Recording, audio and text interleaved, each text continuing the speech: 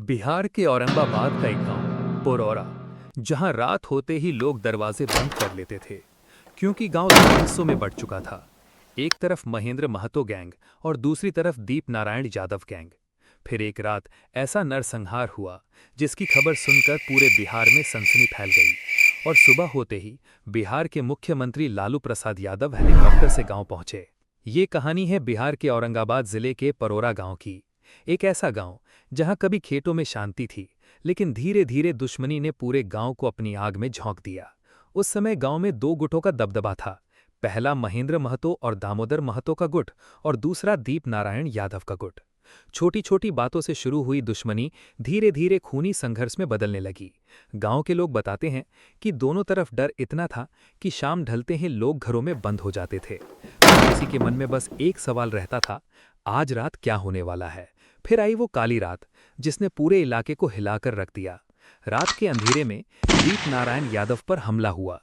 कहा जाता है कि हमला इतना बेरहम था कि गांव के लोग चीखें सुनकर भी घरों से बाहर निकलने की हिम्मत नहीं जुटा पाए।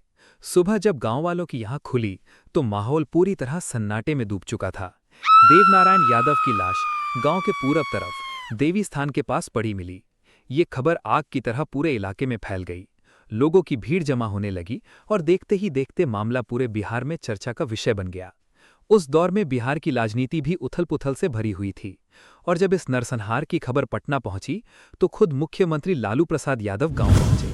लोग बताते हैं कि उनका हेलीकॉप्टर गांव के पास उतरा था और चारों तरफ पुलिस और प्रशासन की भारी मौजूदगी थी।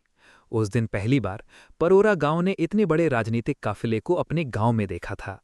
लेकिन सवाल सिर्फ एक था, आखिर इस दुश्मनी का अंत कब होगा। एक तरफ बदले की आग, दूसरी तरफ डर में जीते गांव वाले। धीरे धीरे इस घटना ने पूरे इलाके को बदल दिया। कई परिवार उजड़ गए, कई बच्चे अनाथ हो गए और गांव की गलियों में सालों तक उस रात का डर महसूस किया जाता रहा। आज भी जब पुराने लोग उस दौर को याद करते हैं तो उनकी आंखों में डर साफ दिखाई देता है।